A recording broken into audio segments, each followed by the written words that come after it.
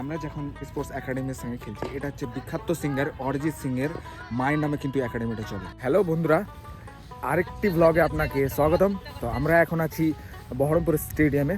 আজকে আমাদের second division খেলা আছে, সেই জন্য কিন্তু আমরা আজকে চলে এসেছি বহরমপুর স্টেডিয়ামে। 3টে ম্যাচ খেলা হয়েছে, 3টে কিন্তু আমাদের প্লেয়াররা আমরা জিতেছি। আমি কারণবশত স্কোয়াডে ছিলাম না। এটা হবে আমাদের 4র্থ নম্বর ম্যাচ। এই 4র্থ নম্বরের ম্যাচেই কিন্তু আমি আজকে খেলবো। অপোনেন্ট টিমের প্লেয়াররা টসে জিতেছে এবং আমাদেরকে ব্যাটিং করার আপ্যায়ন করেছে। 6 ওভার রানিং চলছে, তো আমাদের 2টো উইকেট পড়ে গেছে। খুব তাড়াতাড়ি কিন্তু 2টো উইকেট পড়ে গেছে। আমাদের সুমন, শিবম দুজন কিন্তু উইকেট পড়েছে। এটা হচ্ছে ডিস্ট্রিক্টের মাঠ, পাশে কিন্তু স্টেডিয়াম আছে। স্টেডিয়ামে আজকে খেলা হচ্ছে না, স্টেডিয়ামের পাশে যেটা মাঠ আছে সেই মাঠে কিন্তু আজকে ডিস্ট্রিক্ট ক্রিকেট খেলাটা চলছে। যাদের সাথে আমাদের খেলা আছে, বিখ্যাত সিঙ্গার অরিজিৎ সিংয়ের মায়ের নাম দিয়ে কিন্তু এই একাডেমিটা চলে। আদিতি ইনস্টিটিউট অফ স্পোর্টস এই একাডেমির নাম। তাদের সাথে কিন্তু আমাদের আজকে খেলাটা চলছে।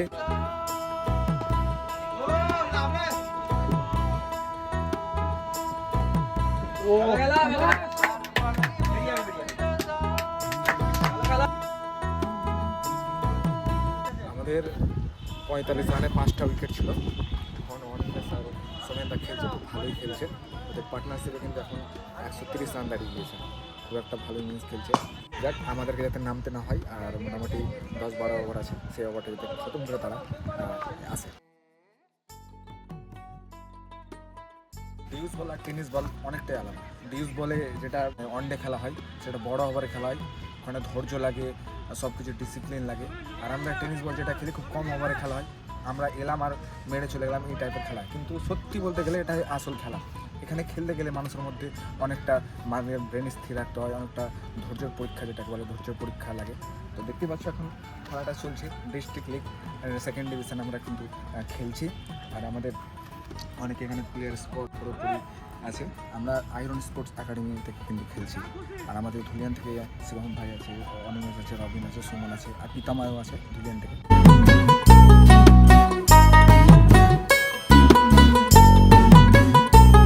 আজকে 4র্থ নম্বর খেলা চলছে, আর একটা ম্যাচ জিতলে কিন্তু টপ 4-এ কোয়ালিফাই করবে। আজকে জিতে গেলেই টপ 4-এ কোয়ালিফাই করবে, আর যদি হেরে যায় তাহলে আরেকটা ম্যাচ আছে কালকে, সেটা ম্যাচটা কিন্তু আমাদেরকে একবার কনফার্মভাবে জিততে হবে, তাহলে কিন্তু আমরা কোয়ালিফাই করবো। ভালো খেলেছিস ভাই, দারুণ একটা ইনিংস খেললো অনিমেষ।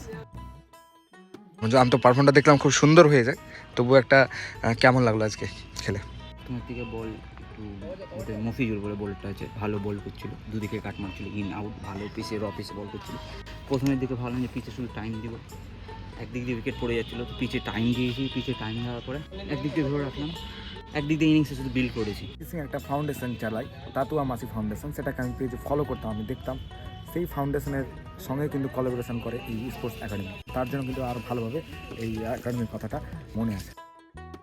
আমরা ম্যাচটা হেরে গেলাম শেষ ম্যাচ, যেহেতু ওদের 7টা পড়ে গেছিলো, আর মোটামুটি 25 রান লাগতো লাস্টে।